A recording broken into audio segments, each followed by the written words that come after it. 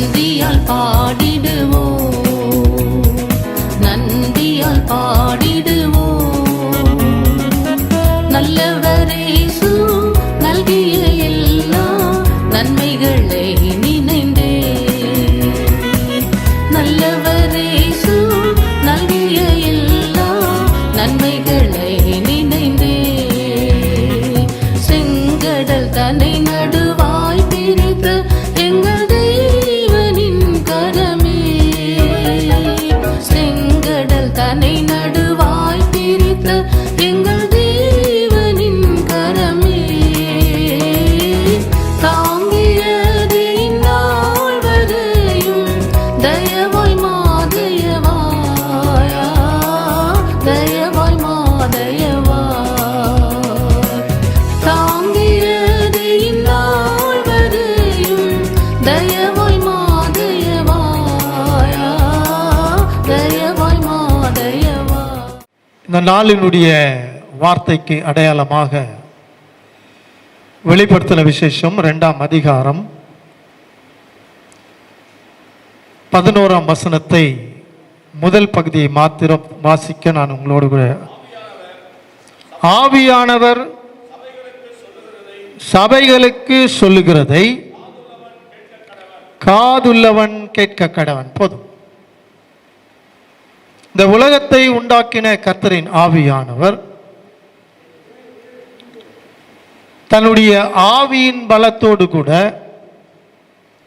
தன்னுடைய ஆவியின் அதிகாரத்தோடு கூட தன்னுடைய சபையை குறித்து அவர் பேசுகிறவராக இருக்கிறார். சபை என்பது மண்ணுடையதும் அல்ல, மனிதனுடையதும் அல்ல. இயேசு கிறிஸ்துவினுடைய விலையேறப்பெற்ற இரத்தத்தினால், அவருடைய சரீரத்தினால் மீட்டு கொள்ளப்பட்ட ஒரு சபை. இன்றைக்கு சபை போதகர்களாக நாம் ஒன்றாக கூடியிருக்கிறோம். விசுவாசிகளுடைய அபிஷேகம் என்பது வேறு, சுவிசேஷகனுடைய அபிஷேகம் என்பது, அழைப்பு என்பது வேறு, ஆசாரியனுடைய அழைப்பு என்பது மேலானது. அந்த அழைப்பு நம்மால் உண்டானதல்ல, கிறிஸ்துவே நம்மை தெரிந்து கொண்டிருக்கிறார். அதை திட்டமும் தெளிவுமாக இயேசு பேசியிருக்கிறார். நீங்கள் என்னை தெரிந்து கொள்ளவில்லை, நான் உங்களை தெரிந்து கொண்டிருக்கிறேன்.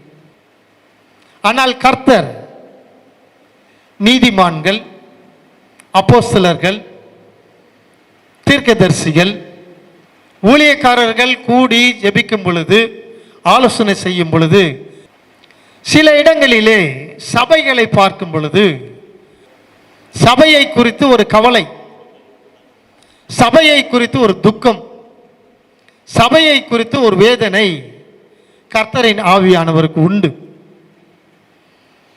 உங்களிடத்திலே கொடுக்கப்பட்டிருக்கின்ற சபையை குறித்து நீங்கள் என்ன நினைக்கிறீர்கள் என்பது எனக்கு தெரியாது.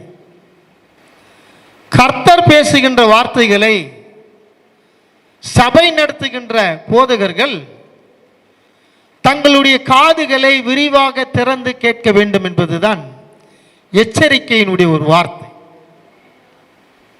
சபையால் செய்ய முடியாததை இந்த உலகத்திலே எப்பேற்பட்ட அறிஞர்களாலும் ஞானிகளாலும் ஒன்றும் சாதிக்க முடியாது, செய்ய முடியாது.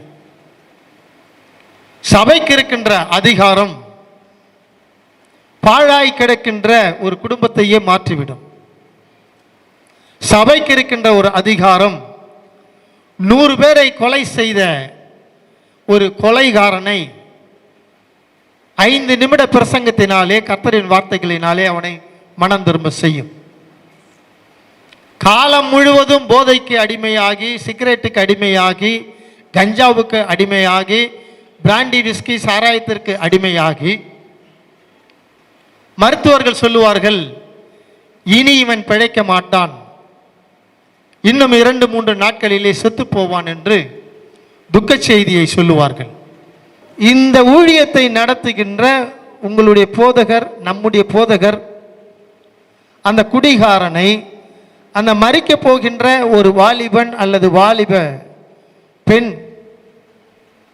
சபைக்குள்ளாக வந்தால் இந்த ஊழியக்காரருடைய கரம் அந்த போதைக்கு அடிமையான நாளைக்கு மரிக்க போகின்ற அந்த ஆண் அல்லது பெண்ணின் மீது இந்த கரம் படுமானால்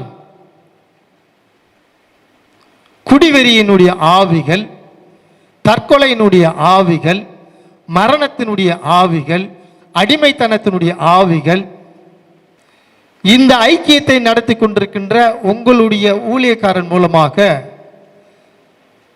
ஆயுசு காலங்களை கொடுக்கின்ற ஒரு மனிதனை மரணக்கட்டுகளிலிருந்து உயிரோடு எழுப்புகின்ற ஒரு அதிகாரத்தை சபை போதகர்களுக்குள்ளாக, சபை போதகர்களுடைய சரீரத்திற்குள்ளாக, சபை போதகர்களுடைய ஆவிக்குள்ளாக கர்த்தர் மறைத்து வைத்திருக்கிறார்.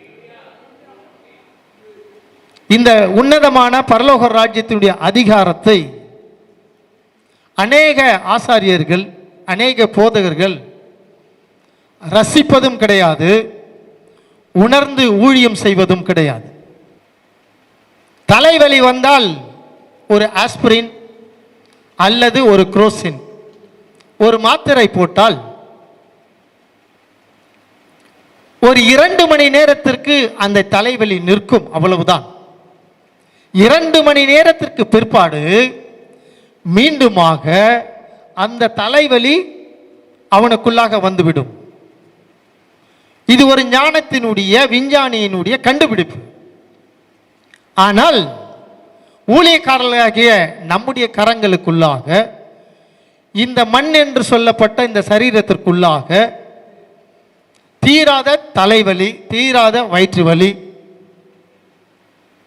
தீராத வறுமை, தீராத பிசாசினுடைய களியாட்டங்கள் எல்லாவற்றையும் ஒரு இமை பொழுதிலே ஆசாரியருடைய விரல்களிலே, இந்த நுனி விரல்களிலே தீராத வியாதிகளை, தீராத நோய்களை அழிக்கின்ற வல்லமைகளை கடவுள் மறைத்து வைத்திருக்கின்றார். உன்னை எதற்காக ஒரு கிராமத்திலே, ஒரு பட்டணத்திலே, ஒரு தேசத்திலே கர்த்தர் உன்னை சபை நடத்துவதற்கு, மக்களுக்கு நற்செய்தியை சொல்லுவதற்கு அழைத்திருக்கிறாரோ, அந்த வேலையை நீ செய்யாத பட்சத்தில் கர்த்தருடைய கோபம் உன் மீது வரும். நிறைய வரங்கள் இருக்கலாம், தாளந்துகள் இருக்கலாம், திரள் கூட்டத்து மக்கள் வரலாம், தவறுகள் கிடையாது. ஆனால் ஆசாரியனாகிய உனக்குள்ளாக அன்பு குறைந்தால், அன்பு குறைந்து போனால், அன்பு காணாமல் போனால், மனமிறக்கம் இல்லாமல் போனால், உதவி செய்கின்ற குணம் இல்லாமல் போனால், உன்னை அழைத்த கர்த்தரின் ஆவியானவருக்கு அது ஒரு பெரிய துக்கமாக இருக்கிறது. அதையும் யோவானை அழைத்து ஆவிக்குள்ளாக நிரப்பி, இந்த வெளிப்படுத்தின விசேஷம் என்று பார்த்தீங்கன்னாக்கா, நிறைய சபைகளில் பேசவும் மாட்டாங்க, 2ஆம் வருகை குறித்து பேச மாட்டாங்க, உயிர்த்தெழுதலை குறித்து பேச மாட்டாங்க, கர்த்தருடைய வருகை குறித்து பேச மாட்டாங்க. இந்த வெளிப்படுத்தின விசேஷம் என்பது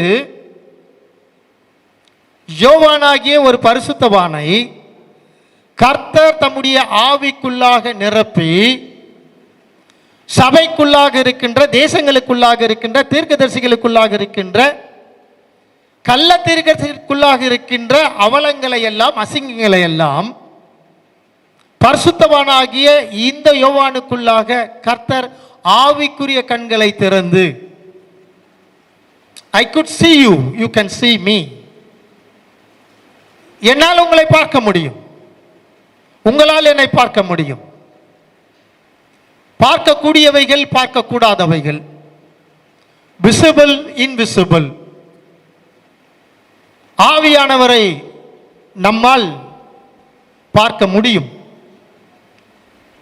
தரிசிக்க முடியும். அவரை உன் கரத்தினால் பிடிக்க முடியாது. அவரை உன்னுடைய கரத்தின் அதிகாரத்தினால், சரீர பலத்தினால் அடக்கவும் முடியாது. மற்ற சபைகளை பரிகாசம் பண்ணுவதற்காக ஆவிக்குரிய சபைகள் எழுப்பப்படவில்லை. ஆவியினுடைய வரம் என்பது ஒன்று அவனவனுடைய பிரயோஜனம், மற்றவர்களுக்கும் அது பிரயோஜனமாக இருக்க வேண்டும். நான் மட்டும் சுயநலமாக வாழ்வேன் என்று சொன்னால் அது பரலோக ராஜ்யம் கிடையாது. அது கிறிஸ்துவின் ஆவியானவரும் கிடையாது. அது பரிசுத்த ஆவியானவரும் கிடையாது. என்னுடைய நண்பர் ஒருவர் வெளிநாட்டில் இருந்து இந்தியாவுக்கு வந்தார். அந்த அயல் நாட்டு போதகர் என்னை பார்க்க சென்னைக்கு வந்தார். நாங்கள் இருவரும் சந்தித்தோம். கொஞ்ச நேரம் பேசிக்கொண்டே இருக்கும் பொழுது அந்த ஊழியக்காரருடைய நாக்கு மார்பு அளவுக்கு தொங்க ஆரம்பித்தது. ஒரு ஊழியக்காரனுடைய நாக்கு மிஞ்சி மிஞ்சி நீட்டினா அந்த உதட்டுக்கு வெளியே தான் வரும். ஆனால் மார்பு அளவிற்கு அந்த உள்நாக்கு வெளியே தொங்க ஆரம்பித்தது. என் நண்பராகிய இன்னொரு ஊழியக்காரத்தில் சொன்னேன், இவரை உடனே நீங்கள் வெளிநாட்டிற்கு அனுப்பிவிடுங்கள். கர்த்தருடைய கோபம், பிசாசு ஒரு விக்கிரகம் இவருக்குள்ளாக வாழ்ந்து கொண்டிருக்கிறது. அதை ஒருவரும் ஏற்றுக்கொள்ளவே இல்லை. அந்த அயல் நாட்டுக்காரர் பாக்கெட்டிலே கையை விட்டு ஏதோ ஒரு மாத்திரை எடுத்து வாயிலே போட்டார். நாக்கு உள்ளே சென்று விட்டது. அவர் இந்தியாவிலிருந்து புறப்பட்டு அந்த வெளிநாட்டிற்கு போய் அந்த இமிகிரேஷன் செக்கிங் என்று சொல்லுவார்கள், அந்த இமிகிரேஷன் செக்கிங்கில் சீல் குத்தி அவருடைய பாஸ்போர்ட்டை கையில் கொடுத்தாங்க. அவர் அந்த பாஸ்போர்ட்டை வாங்கின அடுத்த நிமிடமே அந்த ஏர்போர்ட்டுக்குள்ளவே அந்த இமிகிரேஷன் ஆஃபீஸ்லேயே தலைக்குப்புற விழுந்து மரித்து போனார். கர்த்தருடைய கோபத்தை பாருங்கள். கர்த்தருடைய அபிஷேகத்தை பெற்றவன், கர்த்தருடைய ஆலயத்தை நடத்துகிறவன், கர்த்தருடைய திருப்பந்தியை, இயேசுவின் இரத்தத்தை, இயேசுவின் மாம்சத்தை தவறாமல் சபை மக்களுக்கு கொடுக்கிறவர், ஆயிரக்கணக்கான திரள் கூட்டத்து மக்களுக்கு ஆசீர்வதித்து அனுப்புகிறவர், திரள் கூட்டத்து மக்களுடைய பாவங்களை மன்னிக்கிறவர், திரள் கூட்டத்து மக்களுடைய மாந்திரிகம், சூன்யங்கள், பிசாசின் கட்டுகள் எல்லாவற்றையும் அழித்த ஒரு போதகன் சொற்ப காலத்திலே மரித்து போனான். எடுத்தவர்கள் வாசியலாம். வெளிப்படுத்தின விசேஷம் 2ஆம் அதிகாரம் 4ஆம் வசனம். ஆனாலும் நீ ஆதியிலே கொண்டிருந்த அன்பை விட்டுவிட்டாய், உன் பேரில் எனக்கு குறைவு உண்டு. ஊழியக்காரர்கள் ஆரம்ப காலத்திலே நிறைய பொறுத்து நல்லா பண்ணுவாங்க. சாப்பிடாம தான் நம்ம பிரசமே பண்ணுவேன், சாப்பிடாம தான் நான் திருவிருந்தே கொடுப்பேன், யாரையும் நான் வற்புறுத்தி காணிக்கை வாங்க மாட்டேன், எல்லா கூட்டங்களையும் ஒழுங்காக நடத்துவேன். இவைகள் எல்லாம் பொருத்தனைகள். இது ஒரு ஆவேச பொருத்தனைகள். சபையில் கண்டதை ஆவியானவர் யோவானின் மூலமாக சொல்லுகிறார். ஆதியிலே கொண்டிருந்த அன்பை நீ விட்டுவிட்டாய் என்று சொல்லி. என்னுடைய நண்பர் அந்த அயல் நாட்டு போதகர் ஆதியிலே வீதிகள் தோறும் நடந்து சென்று டிராக்ஸ் எல்லாம் கொடுத்து பயங்கரமான ஒரு ஊழியத்தை செய்தார். மக்கள் திரளாக வர ஆரம்பித்த பின்பு யாரெல்லாம் படித்தவர்களோ அவர்கள் வீடுகளுக்கு மாத்திரம்தான் ஜப கூட்டம், யாரெல்லாம் அதிகமாக வணக்கம் சொல்லுகிறார்களோ அவர்கள் வீட்டிலே தான் கூட்டங்கள். ஏழைகளை, திக்கற்றவர்களை, அனாதைகளை, விதவைகளை விசாரிப்பது கிடையாது. அவர்களுக்கு ஆகாரம் கொடுப்பது கிடையாது. அவர்கள் வியாதியாய் இருந்தால் போய் விசாரிப்பது கிடையாது. ஆரம்பத்திலே இருந்தது. ஆனால் 10 ஆண்டுகள் 15 ஆண்டுகள் கடந்த பின்பு ஆதியிலே கொண்டிருந்த அந்த ஊழியத்தினுடைய ஆவேசம், அந்த வேகம் நாட்கள் செல்ல செல்ல குறைவுபட்டுக்கின்றே சொல்லுகிறது. இப்படிப்பட்டவர்களுக்கு கர்த்தர் நேரடியான ஒரு விரோதியாகவே மாறுகிறார். கர்த்தர் அன்புள்ளம் கொண்டவர் தான், உன்னை நேசிக்கிறவர் தான், உன்னை உளையான சேற்றிலிருந்து தூக்கி எடுத்தவர் தான், சாராய குடிவெறியிலிருந்து உன்னை மீட்டு கொண்டவர் தான், விபச்சாரத்திலிருந்து தோலை மீது தூக்கி கொண்டு நடந்தவர் தான் கர்த்தரின் ஆவியானவர். ஆனால் காலங்கள் செல்லும் பொழுது, காலங்கள் செல்ல செல்ல நம்முடைய வாழ்க்கையிலே தாறுமாறுகள், தவறுகள், ஒரு பக்க பார்வை, இன்னொரு பக்கம் பார்வை, தீண்டாமை, ஜாதி, மொழி, வசதி படைத்தவன் என்று நாம் பிரித்து பார்க்கும் பொழுது பரலோக ராஜ்யத்துடைய வாசல்கள் அடைக்கப்படும். நாம் எதன் மீது மிக மிக கவனம் செலுத்தினோமோ அப்படிப்பட்ட கொடூரமான கொல்லுகிற ஆவிகளை, தீராத வியாதிகளை கொண்டு வருகின்ற அசுத்த ஆவிகளை, தீராத நோய்களை கொண்டு வருகின்ற பலவீனத்தின் ஆவிகளை கர்த்தர் அனுமதிக்கிறவராக இருக்கிறார். இங்கே ஒரு எச்சரிக்கையும் அவர் கொடுக்கிறவராக இருக்கிறார். 5ஆம் வசனத்தை நாம் வாசிக்கலாம். ஆகையால் நீ எந்த நிலைமையிலிருந்து எந்த இடத்திலிருந்து விழுந்தாய் என்று நினைத்து மனம் திரும்பி, இல்லாவிட்டால் நான் உன்னிடத்தில் சீக்கிரமாய் வந்து, தாமதமாய் அல்ல, நீ மனம் திரும்பாத பட்சத்தில் உன் விளக்கின் தண்டை நான் உடைத்து போடுவேன். பிரகாசமாக எரிந்து கொண்டிருக்கின்ற 7 பொன் குத்து விளக்குகளின் கர்த்தரின் 7 ஆவிகளினுடைய பாதுகாவல் உன்னிடத்திலிருந்து பிடுங்கப்படும். 7 விசேஷித்த நட்சத்திரங்கள் என்று சொல்லப்பட்டிருக்கிறது. சபையின் 7 விசேஷித்த தூதர்கள், அந்த தூதர்களுடைய பாதுகாவலிலிருந்து கர்த்தர் உன்னை தள்ளிவிடுகிறவராக இருப்பார். We should know the right reason. கர்த்தர் உன்னை அழைத்து வந்து, கர்த்தர் வின்சென்ட் பாஸ்டரை இந்த இடத்திலே அழைத்து வந்து, come on, stand here, keep your legs properly, உன்னுடைய பாதங்களை இந்த எல்லையிலே அழகாக வை, உன்னுடைய பாதத்தின் மூலமாக இந்த எல்லை முழுவதும் நற்செய்திகள் கடந்து போக போகிறது. இந்த இடத்தை உனக்கு கொடுப்பேன் என்று தீர்மானித்தவர் அண்ட சராசரங்களை ஆளுகிறவர், நட்சத்திரங்களுக்கு கட்டளை கொடுக்கிறவர், சூரியனை அஸ்தமிக்க பண்ணுகிறவர், பாதாளத்தின் மீது அதிகாரம் உடையவர். அவருடைய பெயர் அல்பா ஓமேகா. அல்லேலூயா, அல்லேலூயா. நான் மரித்தேன், சதா காலமும் நான் உங்களோடு கூட இருக்கிறேன். இந்த இடத்திலே நீ வந்த பிறகு, நீ முழங்கால் படியிட்டு ஜெபம் பண்ணின பின்பு இந்த இடம் பாதாளத்தினுடைய வாசல்கள் கிடையாது, அடைக்கப்பட்டாயிற்று. நரகத்தின் வாசல்கள் அடைக்கப்பட்டாயிற்று. இனி இந்த இடம் பரலோக ராஜ்யத்தின் இயேசுவின் இரத்தத்தினால் சுத்திகரிக்கப்பட்ட ஒரு இடம். பொல்லாங்கன் எழுந்திருக்கலாம், பிசாசு கர்ஜிக்கலாம், சாத்தான் கடந்து ஓடி வரலாம், குட்டி சாத்தான் ஏவல் பிசாசுகள் உனக்கு விரோதமாக முறுமுறுக்கலாம்.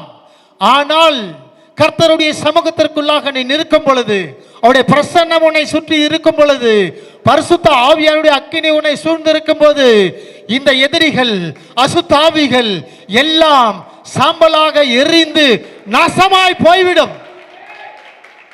அதை கர்த்தர் இங்கே இருக்கின்ற ஒவ்வொரு ஊழியக்காரர்களும் கொடுத்திருக்கிறார். ஆனால் நாம் அதை விசுவாசிப்பது கிடையாது. நாளைய தினத்தை குறித்து கவலைப்படுகிறோம், நாளைய தினத்தை குறித்து பயப்படுகிறோம், நாளைய தினத்திற்காக நான் என்ன செய்வேன் என்று சொல்லி கலங்கி கண்களிலே கண்ணீரை கொண்டு வருகிறோம். You are the bad pastors. அவிசுவாசத்தோடு கூட ஒரு போதகன் ஒரு ஊழியத்திலே கடந்து வருவான் என்று சொன்னால் அவன் நல்ல போதகன் கிடையாது. அதே 2ஆம் அதிகாரம் 9ஆம் வசனத்திலே, உன் கிரியையும் உன் உபத்திரவத்தையும் நீ ஐஸ்வர்யம் உள்ளவனாய் இருந்தும் உனக்கு இருக்கிற தரித்திரத்தையும் தங்களை யூதன் என்று சொல்லியும் யூதராய் இராமல் சாத்தானுடைய கூட்டமாய் இருக்கிறவர்கள் செய்யும் தூஷணத்தையும் அறிந்திருக்கிறேன். ஆவியானவர் ஆவிக்குரிய சபையிலேயும் இருக்கிறார்,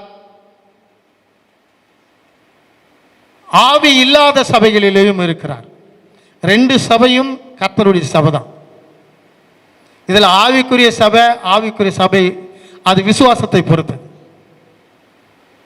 ஆவிக்குரிய சபைக்குள்ளாக சில திருடர்கள் இருப்பார்கள், தூஷணம் பண்ணுகிறவர்கள் இருப்பார்கள், பரிகாசம் பண்ணுகிறவர்கள் இருப்பார்கள், அவ்விசுவாசிகள் இருப்பார்கள், நம்பிக்கை அற்றவர்கள் உன்னோடு கூட இருப்பார்கள்.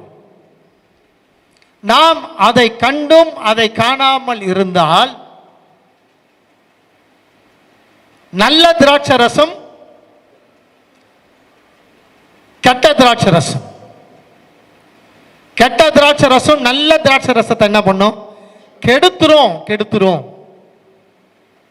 கிழிந்து போன கந்தல் நல்ல வசனத்தையும் அழகை கெடுத்துவிடும். எனவே சபை நடத்துகின்ற போதகர்களாகிய நாம் பலவற்றை தியாகம் செய்து விட்டு வந்திருக்கிறோம். படிப்பை தியாகம் செய்திருக்கிறோம், தாய் தகப்பனை தியாகம் செய்திருக்கிறோம், சொத்துக்கள் வேண்டாம் என்று நாம் வந்திருக்கிறோம், சினிமா வேண்டாம், பீர் விஸ்கி வேண்டாம், டான்ஸ் வானா, இவைகளெல்லாம் விட்டு நாம் வந்திருக்கிறோம். ஆனால் நம்முடைய சபைக்குள்ளாக சாத்தான் குடியிருப்பதை கண்டும் காணாமல் இருக்கின்ற சபைகளை குறித்து கர்த்தர் வேதனைப்படுகிறவராக இருக்கிறார். இப்படிப்பட்ட சபைகளுக்கும் ஒரு நியாய தீர்ப்பு உண்டு. நியாய தீர்ப்பு இல்லாத ஒரு பரிசுத்த ஆவியானவர் உலகத்திலே கிடையாது.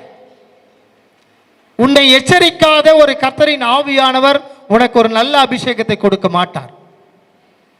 எச்சரிக்கை என்பது உனக்கு ஆயுசு காலங்களை கொடுக்கும். எச்சரிக்கை என்பது பிசாசு கொண்டு வரப்போகின்ற உபத்திரவங்களிலிருந்து உன்னை காப்பாற்றும். எச்சரிக்கை என்பது புதிய ஆத்துமாக்களை சபைக்குள்ளாக கொண்டு வருவதற்கு கர்த்தர் இன்னும் உன்னை அபிஷேகத்திற்குள்ளாக ஆவிக்குரிய கண்களோடு கூட வல்லமையின் அபிஷேகத்தின் அதிகாரத்தோடு கூட உன்னை உயர்த்துவதற்காக கர்த்தர் எச்சரிக்கிறவராக இருக்கிறார். எடுத்தவர்கள் நாம் வாசித்து பார்க்கலாம். இந்த 2ஆம் அதிகாரம் 16ஆம் வசனத்திலே, நீ மனம் திரும்பு இல்லாவிட்டால் நான் சீக்கிரமாய் உன்னிடத்தில் வந்து என் வாயின் பட்டயத்தால் அவர்களோடு கூட யுத்தம் பண்ணுவேன். இந்த நாவின் பட்டயத்தினுடைய அனுபவத்தை குறித்து பேசி பார்க்கலாம். நீங்க உலகத்தினுடைய கத்தி, உலகத்தினுடைய பட்டயம் நமக்கு நன்றாக தெரியும். ஆனால் இங்கே கர்த்தரின் ஆவியானவருக்குள்ளாக இருக்கின்ற மனிதனால் பிடிக்க முடியாத, மனிதனால் அடக்க முடியாத ஒரு வல்லமையின் ஆவிக்குரிய ஒரு பட்டயத்தை கர்த்தர் எங்கே வைத்திருக்கிறார்? அவருடைய நாவுக்குள்ளாக வைத்திருக்கிறார். அந்த பட்டயத்தை அவர் ஊதினால் மரித்து போவாய். பட்டயத்தை ஆவிக்குரிய வல்லமையோடு கூட ஊதினால் சாத்தான் நடுநடுங்கி அந்த இடத்தை விட்டு ஓடி போவான். ஆவிக்குரிய அந்த கிருபை, ஆவிக்குரிய வரன், ஆவிக்குரிய வல்லமைகளை இந்த வெளிப்படுத்தின விசேஷம் ஆழமாக பேசி இருக்கிறது. கர்த்தரின் வாயுக்குள்ளாக இருபுறமும் கருக்குள்ள பட்டயத்தை கொண்டவராக நியாயம் தீர்க்க வெள்ளை குதிரையின் மீது வருகிறவராக இருக்கிறார். கர்த்தரின் ஆவியானவருக்கு முன்பாக நீ முழங்கால் படியிடும் பொழுது அக்கிரமத்தினுடைய சிந்தைகளை வெளியே எடுத்து போடு. பாவத்தின் நாவுகளோடு கூட நீ ஜெபிக்காது. அக்கிரமத்தின் துன்மார்க்கத்தின் வாய்களோடு கூட வேத வசனங்களை தயவு செய்து வாசிக்காமல் இருங்கள்.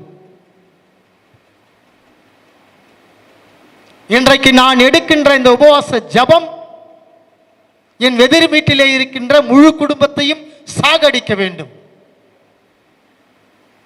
அப்படிப்பட்ட ஒரு எண்ணம் உனக்குள்ளாக இருக்கும் என்று சொன்னால் நீ என்ன அபிஷேகத்தில் இருக்கிறாய்? உனக்குள்ளே இருக்கின்ற ஆவியானவர் எப்படிப்பட்டவர்? கொல்லுவதற்காக, ஒருவனை குருடனாக்குவதற்காக, ஒருவனுடைய கால்களை வெட்டுவதற்காக, ஒருவனை சீக்கிரத்திலே மரணத்தின் ஆவிக்குள்ளாக ஒப்புடுப்பதற்காக உனக்கு பரிசுத்த ஆவியானவர் அருளப்படவில்லை. யோவான் 3ஆம் அதிகாரம் 16-17 நீங்கள் வாசித்து பாருங்கள். உலகத்தின் மீது அன்பு கொண்டு இயேசு இந்த உலகத்திலே வந்தார். எதற்கு? உலகத்தை ரட்சிக்கும்படியாக அவர் வந்தார். ஒவ்வொரு மனிதனும் செய்கின்ற பாவத்திற்கு தக்கதாக அவர்களை தண்டிக்கும்படி, கொல்லும்படி, மரணத்திற்கு ஒப்பு கொடுக்கும்படி இயேசு இந்த உலகத்திலே வரவில்லை. அந்த இயேசு கொடுத்த அந்த பரிசுத்த ஆவியினுடைய அபிஷேகம் என்பது உனக்கு விரோதமாக அநேக நேரங்களிலே செயல்பட ஆரம்பித்து விடும். ஆவிக்குரிய ரீதியிலே யோவானோடு கூட சபைகளுக்கு சொல்லியிருக்கிறார். பாண்டிச்சேரி பகுதியிலே சபை ஊழியம் செய்து கொண்டிருக்கிறவர்களே, ஒரு ஆத்மா செத்து போனால் அந்த ஆத்மாவிற்கு நீங்கள் தான் பதில் சொல்ல வேண்டும். அந்த கேள்வியை, அந்த இரத்த பழியை கர்த்தர் உன்னிடத்திலே கேட்கிறவராக இருக்கிறார். நீ பொறுப்பற்ற ஒரு பதிலை நீ சொல்லுவாய் என்று சொன்னால் உன்னுடைய விசுவாசி அழிந்ததை காட்டிலும், உன்னுடைய விசுவாசிக்குள்ளாக இருக்கின்ற நோய்களை வியாதிகளை காட்டிலும் கர்த்தர் ஆசாரியனாகிய உன்னுடைய குடும்பத்திலே, உன்னுடைய சரீரத்திலே அப்படிப்பட்ட இருளின் ஆவிகளை அனுப்புவார். ஜாக்கிரதையோடு கூட இருங்கள். நீங்கள் மனம் திரும்பாவிட்டால் உங்களால் பார்க்க முடியாத, உங்களால் தப்பிக்க முடியாத, உங்களால் பிடிக்க முடியாத ஆவியின் நாவுகளின் பட்டயத்தோடு கூட வந்து உனக்கு நியாய தீர்ப்புகளை கொடுப்பார். கர்த்தருடைய கோபத்திலிருந்து, கர்த்தருடைய தண்டனையிலிருந்து நாம் நம்மை தப்பித்து கொள்ள அவருடைய இரண்டாம் வருகையிலே நம்முடைய சபையை பரிசுத்தப்படுத்தி நம்முடைய அபிஷேகத்தை புதுப்பித்து கர்த்தருடைய ராஜ்யத்தை மகிமைப்படுத்துவோம். அப்படிப்பட்ட கிருபைகளை கர்த்தர் உங்களுக்கு மென்மேலும் கொடுத்து உங்களை ஆசீர்வதிப்பாராக. கிறிஸ்துவுக்குள் அன்பானவர்களே, நேற்றும் இன்றும் என்றும் மாறாத இயேசு கிறிஸ்துவின் ஆசீர்வாதங்கள் உங்களுடைய வாழ்க்கையிலே கடந்து வருவதாக. என்னுடைய வாலிப நாட்கள் துவங்கி இன்று வரை 35 ஆண்டு காலமாக நான் இந்த தொழு நோயாளிகளுக்கு ஊழியம் செய்து கொண்டிருக்கிறேன். அது எப்படிப்பட்ட ஒரு ஊழியம்? அவர்களுக்கு மருந்து மாத்திரைகளை கொடுப்பது, அவருடைய காயங்களை துடைத்து கட்டுகளை போடுவது, துக்கமாய் இருக்கின்ற வலியோடு கூட இருக்கின்ற அவர்களுக்கு ஆண்டோடைய வார்த்தைகளை எடுத்து சொல்வது. எனக்கு கர்த்தர் கொடுத்த வார்த்தை என்னவென்று சொன்னால், ஏசாயாவின் புஸ்தகம் 40ஆம் அதிகாரம் 1ஆம் வசனம், ஆற்றுங்கள் தேற்றுங்கள் என் ஜனத்தை என்று சொல்லியிருக்கிறார். அவருடைய ஜனம் என்று சொல்லப்படுகிறவர்கள் யார்? ஒதுக்கப்பட்டவர்கள், தீண்டாமையில வாழ்ந்து கொண்டிருக்கிறவர்கள், கிராமங்களுக்கு வெளியே, ஊர்களுக்கு வெளியே பரிதாபமாக வாழ்ந்து கொண்டிருக்கிறார்கள். நீங்கள் கொடுக்கிற இந்த மருந்து மாத்திரை, நீங்கள் கொடுக்கிற பண உதவிகள், நீங்கள் கொடுக்கிற இந்த பேண்டேஜ் பஞ்சு, இவைகளை கொண்டு நாங்கள் அவர்கள் மலையின் அடிவாரங்களிலே வாழ்ந்து கொண்டிருக்கிறார்கள். அந்த இடத்திற்கு சென்று அவர்களை சந்தோஷப்படுத்துகிறோம். அவருடைய சரீர தேவைகளை நாங்கள் கொடுக்கிறோம். எனவே பொருள் உதவியும் சோசியல் கன்சர்ன் என்று சொல்வார்கள், சோசியல் மினிஸ்ட்ரி என்று சொல்வார்கள். பொருள் உதவியும் அவர்களுக்கு தேவை. அவர்களுக்கு விரல்கள் இருக்காது, அவருடைய முகம் அழகு தோற்றம் இருக்காது, படித்தவர்களாக இருப்பார்கள், ஆனால் வேலை செய்ய முடியாது. காரணம், விரல்கள் மடங்கி போனது அல்லது விரல்கள் வெட்டப்பட்டு இருக்கும். கால்களிலேயும் விரல்கள் இருக்காது, சரீரத்திலே பலம் இருக்காது. இப்படி பலவீனப்பட்டு தன்னால் ஒன்றையும் செய்ய முடியாது, ஒன்றையும் பெற்றுக்கொள்ள முடியாத நிலையிலே இருக்கிறவர்களுக்கு நாம் பொருள் உதவியாக நீங்கள் கொடுக்கின்ற பணங்கள், நீங்கள் எனக்கு பார்சலிலே அனுப்புகின்ற மருந்து மாத்திரைகள், பேண்டேஜ் போன்றவைகளை நாங்கள் அவர்களுக்கு கொடுப்பதற்காக உங்களை அழைக்கிறோம். நான் தனி மனிதனாக அந்த ஊழியத்தை கட்ட முடியாது. அவர்களுக்கு நற்செய்தியை சொல்லுவது என்னால் முடியும். ஆனால் பொருள் உதவி உங்களை போன்றவர்கள், உற்சாகப்படுத்துகின்றவர்கள், உதவி செய்கின்ற ஆவியை கொண்டவர்கள், இரக்கத்தினுடைய ஆவியுடைய அபிஷேகத்தை பெற்றவர்கள் உதவுவதற்கு முன்னே வாருங்கள். இங்கே தொலைக்காட்சியிலே காட்டப்படுகின்ற விலாசங்களை நீங்கள் எழுதிக் கொள்ளுங்கள். இங்கே போன் நம்பர் எல்லாம் நாங்க அந்த தொலைக்காட்சியிலே வெளிப்படுத்தி இருக்கிறோம். அதை நீங்கள் குறித்துக் கொள்ளுங்கள். எங்களுக்கு பேங்க் அக்கவுண்ட் இருக்கு, அதிலே உங்களுடைய ஆசீர்வாதங்களை அனுப்பி வையுங்கள். கூகுள் பே இருக்கு, போன் பே இருக்கு, அதிலேயும் உங்களுடைய பண உதவிகளை நீங்கள் அனுப்பி வையுங்கள். இவைகளின் மூலமாக மலை அடிவாரத்திலே மிருகங்களோடு கூட ஜீவித்துக் கொண்டிருக்கின்ற அந்த கிறிஸ்தவர்கள், கிறிஸ்துவ அல்லாதவர்கள், பன்மொழி பேசுகிறவர்கள், பல ஜாதிகளை கொண்டவர்கள் எல்லோரும் ஒன்றாக ஒரு இடத்திலே அழகாக வாழ்ந்து கொண்டிருக்கிறார்கள். அவர்கள் இந்த உலகத்திற்கு சாட்சியாக ஜீவித்துக் கொண்டிருக்கிறார்கள். கர்த்தர் உங்கள் குடும்பங்களுக்கு ஆசீர்வாதங்களை அனுப்புவார். இங்கிருந்து பரலோகத்திலிருந்து எப்படி தம்முடைய தேவதூதனை கொண்டு, யாரை கொண்டு? பரிசுத்த ஆவியானவரை கொண்டு உங்களை ஆசீர்வதிப்பார். உங்களுக்கு இருக்கின்ற நோய்கள், வியாதிகளிலிருந்து கர்த்தர் கண்டிப்பாக விடுதலை கொடுப்பார். நீங்கள் நெருங்கி பரலோக ராஜ்யத்தோடு ஜீவிக்க வேண்டும் என்று சொன்னால் இப்படிப்பட்ட மக்களுக்கு நீங்கள் ஜெபம் பண்ணுங்கள், உதவிகளை செய்யுங்கள். கர்த்தர் உங்களை மென்மேலும் ஆசீர்வதிப்பாராக.